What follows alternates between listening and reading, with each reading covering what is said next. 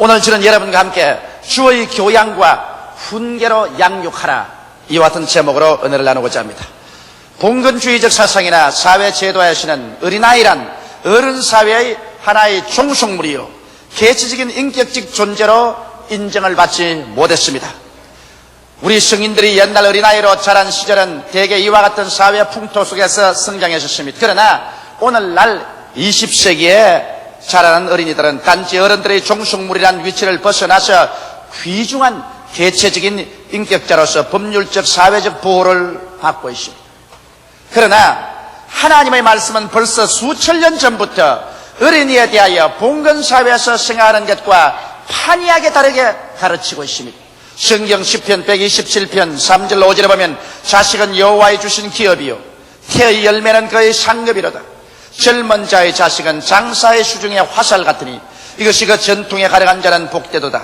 저희가 성문에서 그 원수와 말할 때 수치를 당치 아니하라고 말씀한 것입니다. 이러므로 벌써 성경에는 수천 년 전에 자식은 여호와께서 우리에게 주신 상급이요 또 장사의 수중에 화살 같다고 말한 것입니다. 이러므로 자녀들을 하나님께서 귀한 선물로 우리에게 주신 것을 보여주고 있습니다. 에베소서 6장 4절에 보면 또 아비들아 너희 자녀를 노엽게 하지 말고 오직 주의 교양과 훈계로 양육하라, 그렇게 말하고 있는 것입니다. 오늘 우리는 국가가 제정한 어린이날을 맞이하여 어린이들에 관하여 깊이 생각해보는 시간을 함께 가져야 되겠습니다. 첫째로 저는 어린이들에 대한 어른들이 범죄하는 죄악에 관해서 생각해보고 우리가 크게 회개하는 시간을 갖고자 하는 것입니다. 우리가 보통 어린이라고 말하면 이 세상에 태어난 어린이만 어린이라고 생각하고 어머니 뱃속에서 자라고 있는 태아를 어린이라고 생각하지 않은 중대한 잘못을 범하고 있는 것입니다. 여러분, 어린아이는 벌써 뱃속에 잉태되어서 10주간에서 12주간이 되면 완전한 사람이 됩니다. 마음대로 활동을 하고 배 안에서 움직이며 또 손가락을 빨고 있습니다.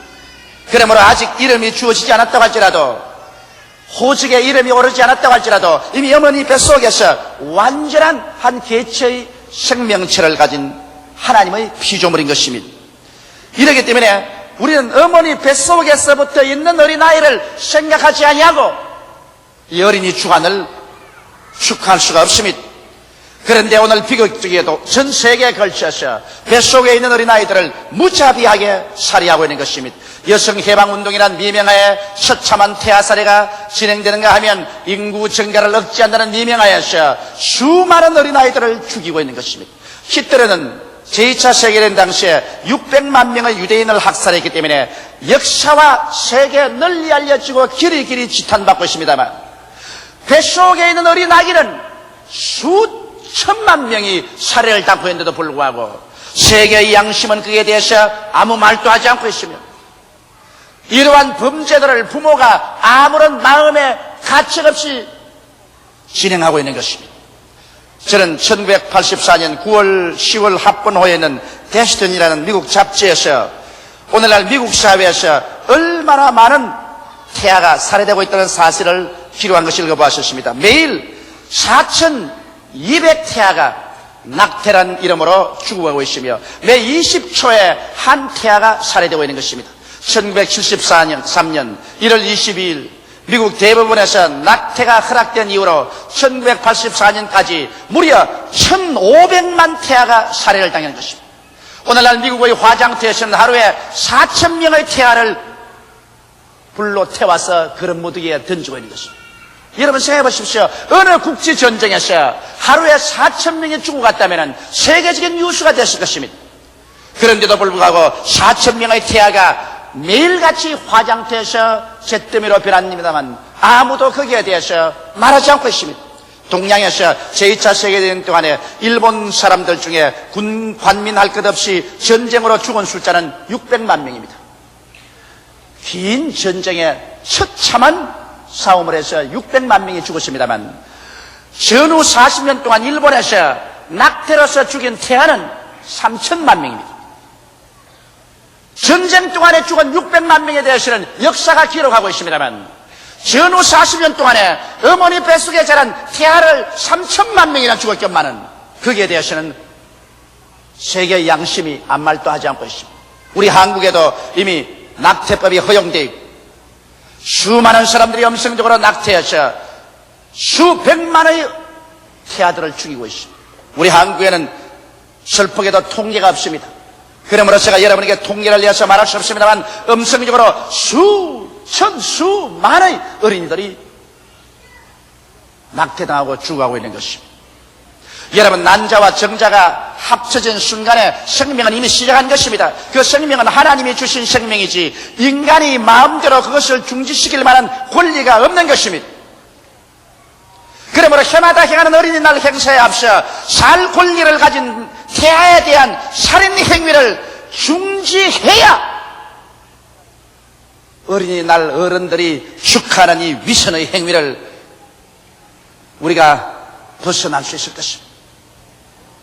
오늘 그렇기 때문에 우리 예수 그리스도를 믿는 사람은 말할 필요 없고 믿지 않는 사회까지도 우리는 강력하게 어린이 살해에 대해서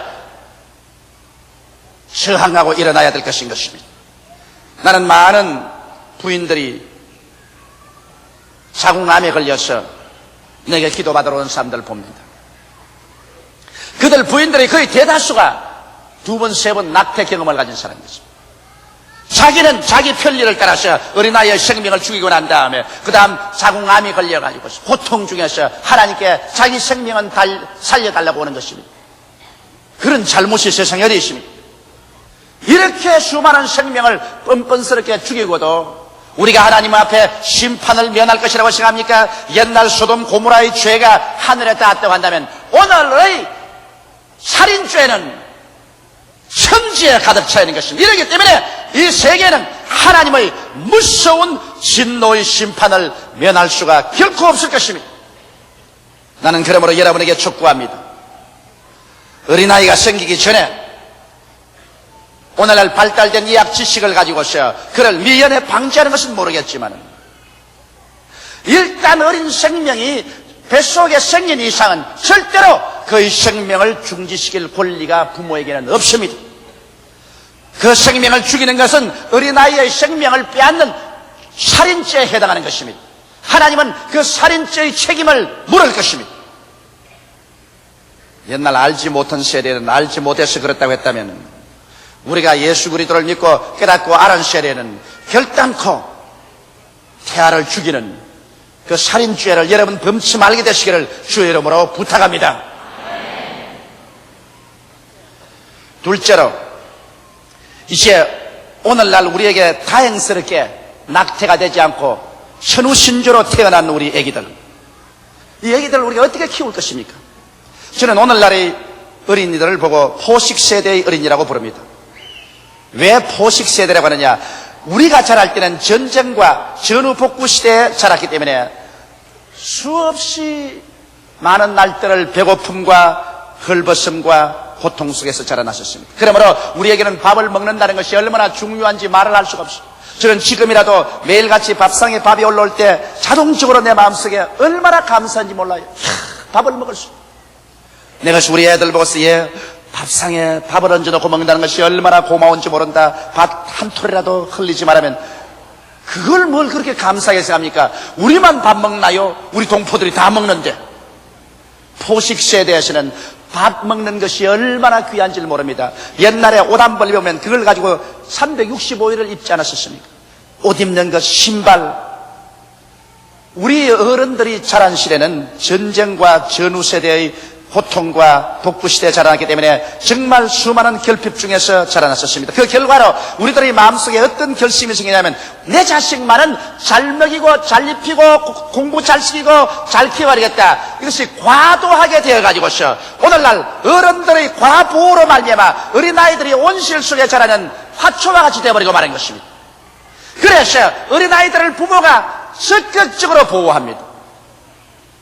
이래서 절대로 어린아이에게 정신적인 부담도 안 주려고 하고 육체적인 힘든 일도 시키지 않으려고 책임감 있는 일도 맡기지 않으려고 모든 것을 부모가 다 맡아버리고 어린아이들에게는 어찌하든지 편안하게 자라게 합니다. 이러므로 인내력이 어린아이들이 무척 약합니다. 체력도 약하고 정신력도 약해서 조그만 일을 당하면 견디지 못하여 오늘 어린아이들이 얼마나 많이 자살합니까?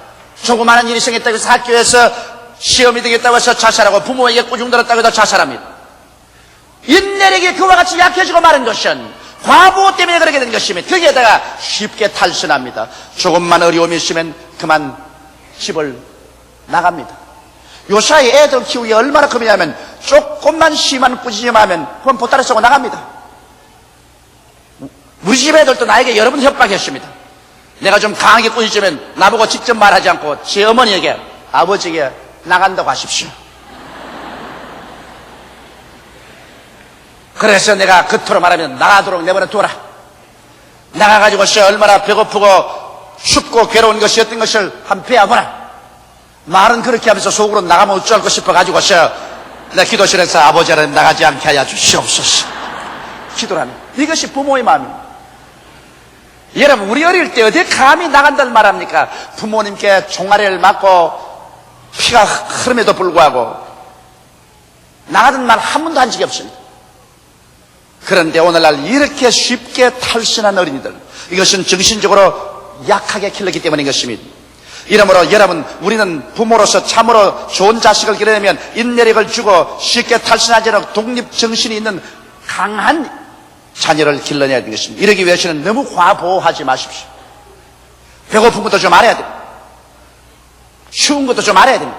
힘든 일도 시키고 책임 있는 일도 시켜야 되는 것입니다.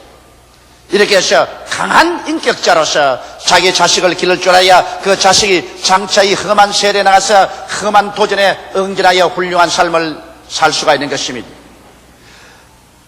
어린아이 한 사람이 내게 신앙상담을 받는데요, 내게 와서 손을 비비고 몸을 틀고 말을 못해서 덤거립니다. 그럼 왜 그러냐 했더니, 목사님, 우리 어머니 아버지에게 이야기해서 날 좀 살려주소.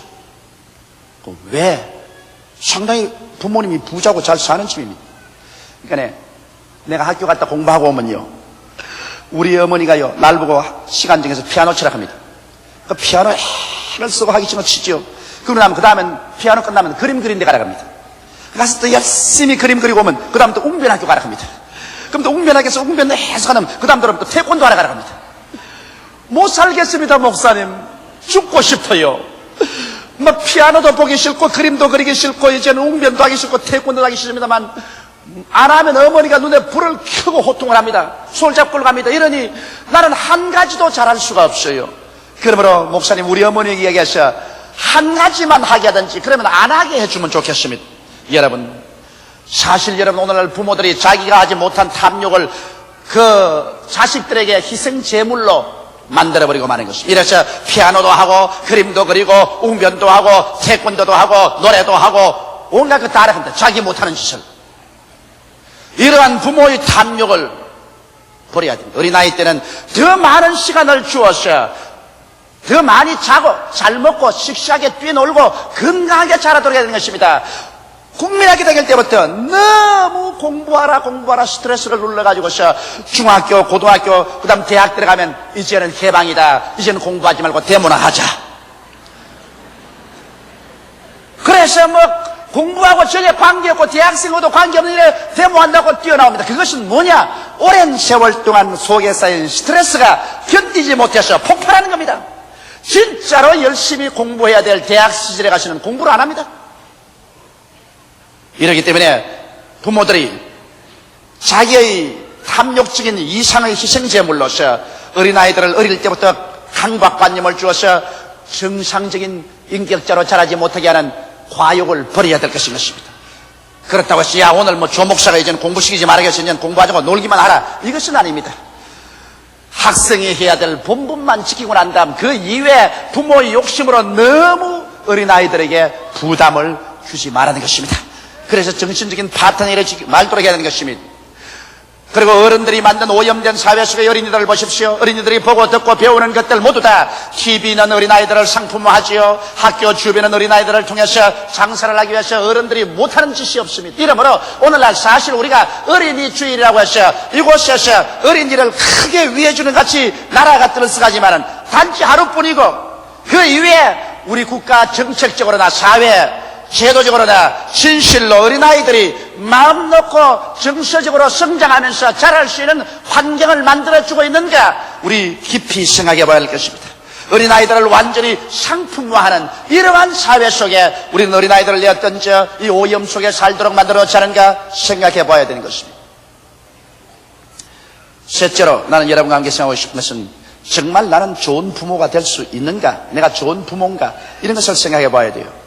우리들은 아직 좋은 부모가 되기도 전에, 부모 수련을 받기도 전에 벌써 자식부터 먼저 낳았어.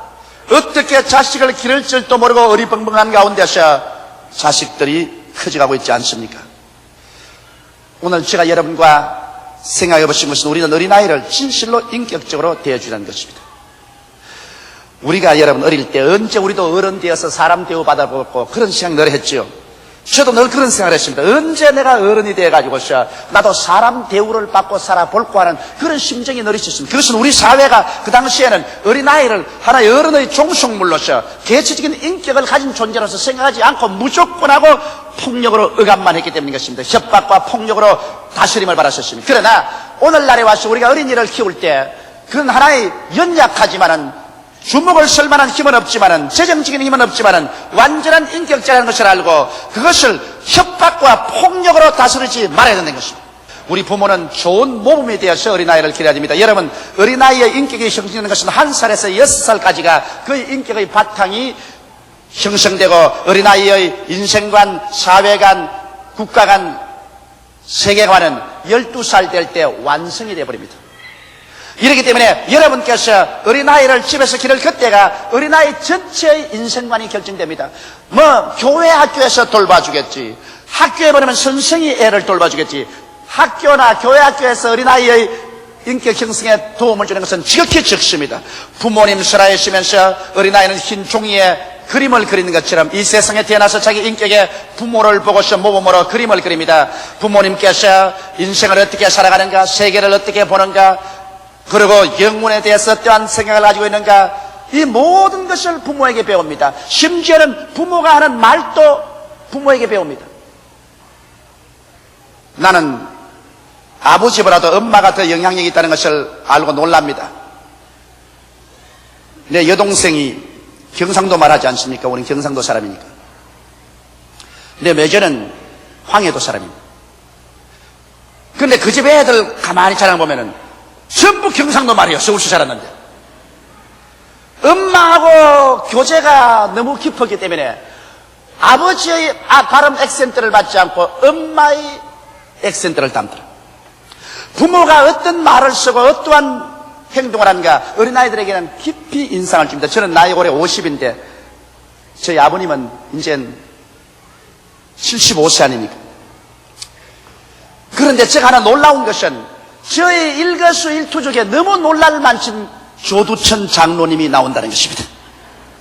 내가 말하는데 나는 어찌하는지 우리 아버지의 그 전통에서 벗어나려고 애를 씁니다만 역시 우리 아버지의 말을 쓰고 있습니다. 말하는 것, 그 다음에 내가 생각할 때, 내가 행동할 때 조용기인데도 불구하고 내 속에 우리 아버지 조두천 장로님이 나를 통해서 나온다는 것입니다. 우리 아버님께서 우리 일생을 우리 애들 앞에서 담배 피운 적이 있기 때문에 우리 형제들 아무도 담배 안 피웠어요. 술 잡숴서 술 투정한 적이 없기 때문에 술에 손댄 적 없습니다. 방탕하지 않았기 때문에 우리 그것 보고서 방탕하면 안 된다고 생각해서 방탕 안 했습니다. 그러나 우리 아버님께서 성을 잘 냈기 때문에 우리 형제들이 성을 다 잘 냅니다. 저도 어지간히 참을 때가 있는데도 불구하고 참으려고 하지 않고 아버지도 성 내시더라. 그러므로 나도 아마 성 내도 괜찮다. 이렇게 됩니다. 그러므로 50이 된 한 남자의 생애 속에서도 그 아버지가 그처럼 살아서 나타난다는 것을 알 때 여러분과 나의 일거수일투 중에 여러분과 나의 자녀들의 일생에 그 인격을 형성한다는 것을 잊어서는 안 될 것입니다. 이러므로 여러분께서 부부간에 인정 있게 살고 부모와 자식 간에 인정 있게 살면 그것이 자녀의 일생을 형성합니다. 그러나 아버지가 엄마를 때리고 그냥 엄마가 아버지에 대항해 싸우고 하면 아하, 부부라는 것은 때리고 싸우는 것이로구나. 그래서 자기도 결혼하면 막 때리고 싸우는 것입니다. 이렇기 때문에 여러분 혹시 부부간에 사니까 안 싸울 수는 없지만 싸우고 싶거들랑 애들 재워놓고 그 다음 문 채워놓고 조용한 목소리로 싸우십시오. 애들에게는 여러분의 그것을 노출시키지 않은 것이 제일 좋습니다. 사랑의 대화와 교제를 가지는 가정, 서로 이해해주고 동정해주며 고민을 나누는 따뜻한 가정, 이것보다 더 어린아이의 인격 형성에 중요한 것이 없습니다. 이러므로 부모와 자식 간에, 부부 간에 언제나 이해하고 동정하고 고민을 나누는 이와 같은 협동적인 생활을 통해서 어린아이들이 모범을 배우고, 그래서 자기들도 자기들의 이상형의 가정을 그렇게 만들어야 될 것입니다. 대개 여러분 남자들 보십시오. 장가들 때 자기의 아내를 어떤 사람을 찾느냐? 엄마와 닮은 사람을 찾습니다. 자기 아무리 안 그렇다 해도 엄마와 비슷한 사람을 자꾸 찾아요. 그리고 여러분 처녀들이 시집갈 때 누구를 모범으로 삼지 합니까? 대개가 아버지와 같은 사람을 찾고 있는 것입니다. 잠재의식적으로 자기의 남편을 자기 아버지의 형상으로 선택하는 것입니다. 이러므로 부모가 자녀들에게 좋은 인상을 주고 좋은 분위기 속에서 교육시켜줄 그러한 마땅한 책임이 있습니다. 부모는 자기 인생만 살 것이 아니라 자식의 인생들도 사는 그 기반을 닦아준다는 것을 결코 잊지 말아야 될 것입니다. 저는 50평생에 내 몸에서 책을 뗀 적이 없습니다. 지금도 저는 어디 가더라도 포켓도에 이렇게 외국어 공부하는 단자책을 넣어서 시간만 있으면 읽습니다. 왜 그러냐? 우리 아버님이 평생에 책을 손에 뗀 적이 없어요. 내 어린아이 때부터 늙을 때까지 밥상에도 늘 책 들고 계시고 침대 밑에도 책 들고 계시고 앉아도 책, 서도 책,散歩할 때 책이니까 아하, 인생은 책을 들고 다니는구나. 그래서 저도 천성이 그렇게 닮아버려요. 이러므로 여러분께서 자녀들에게 좋은 모범과 좋은 습관을 주어서 참으로 훌륭한 인생을 살게 하는 훌륭한 부모가 되시기를 주의 이름으로 축원합니다. 무엇보다도 제가 여러분께 격려하고 싶은 것은 여러분은 하나님의 말씀에 굳세게 서도록 가르치는 부모가 되어야 되는 것입니다. 인생을 사는 참 지혜와 참 지식과 참 판단력은 하나님을 두려워하고 예배드리며 말씀을 하시는 것입니다. 저는 27년 동안 설교를 해오고 있습니다만 이제 마음속에 종국적으로 추호도 흔들리지 않고 확신하게 된 것은 하나님 말씀보다 더 지혜로운 말씀이 없으며 말씀보다 더 지식에 꽉 들어찬 말씀이 없으며 이 세상의 어떤 일에도 하나님의 판단력을 받는 것이 가장 올바른 것을 확증하게 된 것입니다. 이렇기 때문에 하나님을 아는 것이 지혜의 근본이요 하나님을 섬기는 것이 지식의 근본이므로 여러분께서 자식 교육할 때 다른 것 크게 못 줄더라도 하나님의 말씀과 그리스도를 믿게 하는 신앙을 주도록 전력을 기울이게 되시기를 주의 이름으로 축원합니다. 낯선 물이 떨어지면 바위에 구멍을 뚫는 것처럼 여러분이 매일 가정예배를 드리고 어린아이들과 함께 찬송 부르고 말씀을 나누면 이것이 그 인격 속에 깊이 박히게 됩니다. 어린아이 시절의 습관이 8가지 간다는 말이 있는 것입니다. 이러므로 말씀에 선 자녀들을 여러분이 만들어주시기를 주의 이름으로 축원합니다.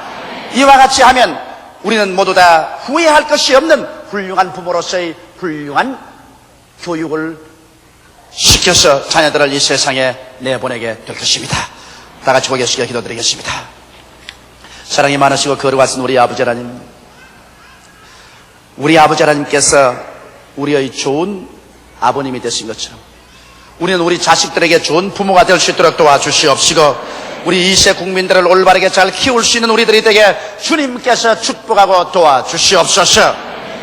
사랑이 많으신 우리 아버지 하나님이시여, 우리는 육신으로 태어났고 또 육신의 자녀를 낳습니다만 육으로 난 것은 육이요 성령으로 난 것은 영이라고 말씀하셨습니다. 육신의 생활은 70이요 80년 살다가 죽어버리면 한 줌의 흙으로 돌아가고 영원히 버림받지만은 영으로 태어난 사람은 영원히 살게 되는 것을 알게 하여 주옵소서. 예수님 이름 받들어 기도하옵나이다. 아멘.